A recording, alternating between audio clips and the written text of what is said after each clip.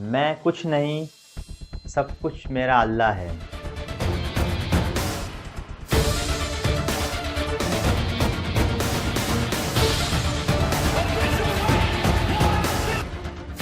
یہ اشارہ آپ کو آج کل دیکھنے کو بہت مل رہا ہوگا۔ یہ اشارہ کس کا ہے؟ ہم آپ کو بتاتے ہیں۔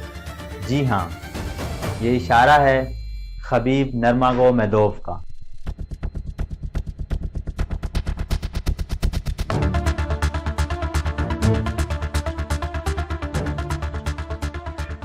رشیا کے ایک شہر داغستان کا ایک رہائشی خبیب، جو کہ اپنے والد کی سرپرستی میں دنیا کا ورلڈ کلاس ریسلر بنا۔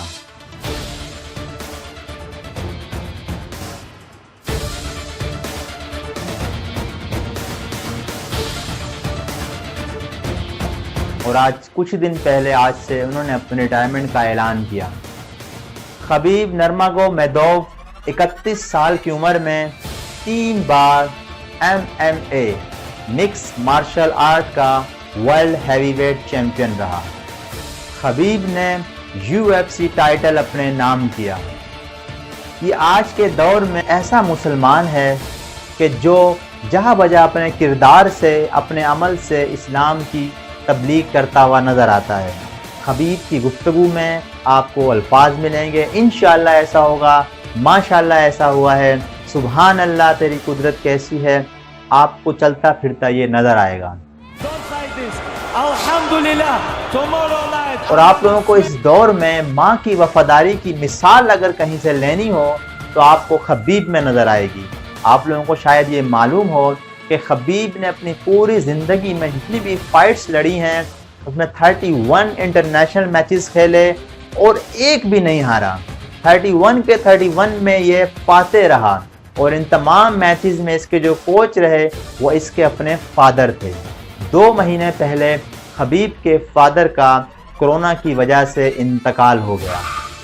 اب اس کے باپ کا سایہ اس کے سر سے اٹھ گیا، تو اس کی ماں نے کہا کہ اب چونکہ تمہارے فادر کی ڈیتھ ہو گئی ہے تو اب میں تمہیں پرمیشن نہیں دوں گی کہ تم رنگ میں اتر کے فائٹ کرو۔ انہوں نے اپنی ماں سے ایک فائٹ کی پرمیشن لی کہ ماں مجھے آخری فائٹ لڑنے دیں، اس کے بعد میں چھوڑ دوں گا۔ خبیب نے اپنی آخری فائٹ لڑی اور وہ جیت گئے، اور اسی وقت انہوں نے ریٹائرمنٹ کا اعلان کر دیا۔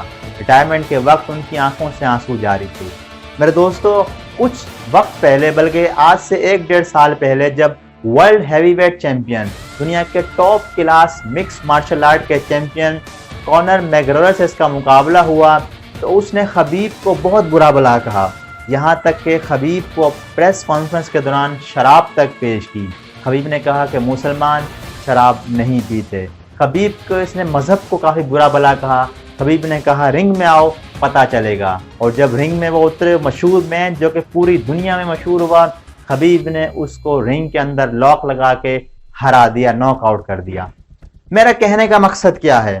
آج یہ خبیب کی زندگی کے اوپر میں نے گفتگو کیوں کی ہے؟ کیا وجہ ہے میں نے خبیب کے اوپر بات کی ہے؟ دیکھو، 2 لوگ تھے دنیا میں جن کے باس نے ان سے کہا کہ میں نے افریقہ میں جوتوں کی ایک فیکٹری کھولنی ہے، تم دونوں جاؤ اور دیکھ کے آؤ کہ کیا افریقہ میں شوز فیکٹری میری کامیاب ہوگی، میرا شوز کا بزنس کامیاب ہوگا کہ نہیں ہوگا۔ دونوں جاتے ہیں، وہاں پہ جا کے دیکھتے ہیں لوگ انتہائی غریب ہیں، جوتے تک نہیں پہنتے۔ ایک نے کہا کہ یہاں کے لوگ تو جوتے ہی نہیں پہنتے تو میرا شوز کا جو بزنس ہے وہ میرے باس کا فلاپ ہو جائے گا۔ اس نے اپنے باس کو رپورٹ دی کہ افریقہ میں آپ شوز کا کاروبار مت کریں، کیونکہ وہاں تو لوگ جوتے پہنتے ہی نہیں ہیں، ننگے پیر گھومتے ہیں، وہاں ہمارا بزنس فلاپ ہو جائے گا۔